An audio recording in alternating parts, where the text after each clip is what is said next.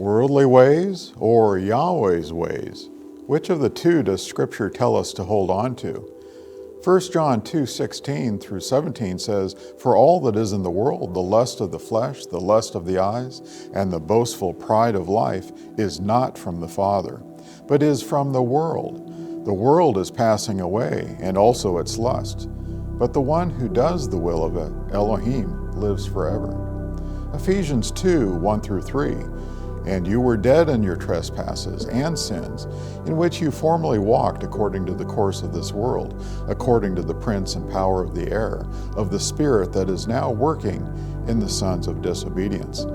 Among them, we too formerly lived in the lust of our flesh, indulging in the desires of the flesh and the mind, and were by nature children of wrath, even as the rest.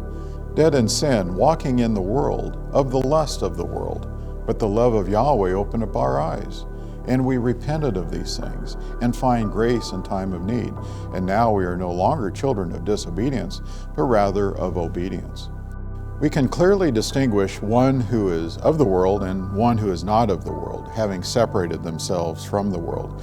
We are no longer to be setting our minds on the things that are on the earth, pursuing the worldly pleasures, but rather seeking the things from above, those things of Yahweh and of the coming kingdom of heaven.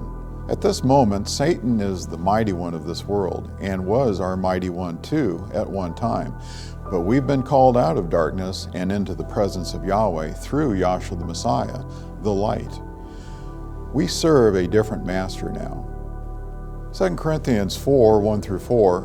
"Therefore, since we have this ministry, as we received mercy, we do not lose heart, but we have renounced the things hidden because of shame, not walking in craftiness or adulterating the word of Elohim, but by the manifestation of truth, commending ourselves to every man's conscience in the sight of Elohim. And even if our evangel is veiled, it is veiled to those who are perishing, in whose case the Elohim of this world has blinded the minds of the unbelieving, so that they might not see the light of the evangel of the esteem of Messiah, who is the image of Elohim." It's really remarkable when we think about what has happened to us.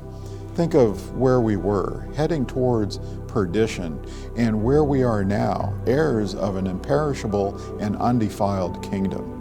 2 Corinthians 4:16 through 18 says, "Therefore we do not lose heart, but though our outer man is decaying, yet our inner man is being renewed day by day. For momentary light affliction is producing for us an eternal weight of glory far beyond all comparison, while we look not at the things which are seen, but at the things which are not seen. For the things which are seen are temporal, but the things which are not seen are eternal." We are to walk by faith and not by sight, but remember that faith without works is dead. The works we are to walk in is Yahweh's way of life. Romans 6:1 through 4. "What shall we say then? Are we to continue in sin so that grace may increase? May it never be. How shall we who died to sin still live in it? Or do you not know that all of us who have been baptized in Messiah Yahshua have been baptized into his death? Therefore, we have been buried with him through baptism into death, so that as Messiah was raised from the dead through the glory of the Father, so we too might walk in newness of life. Choose life, choose Yahweh's way of life, and not the worldly way."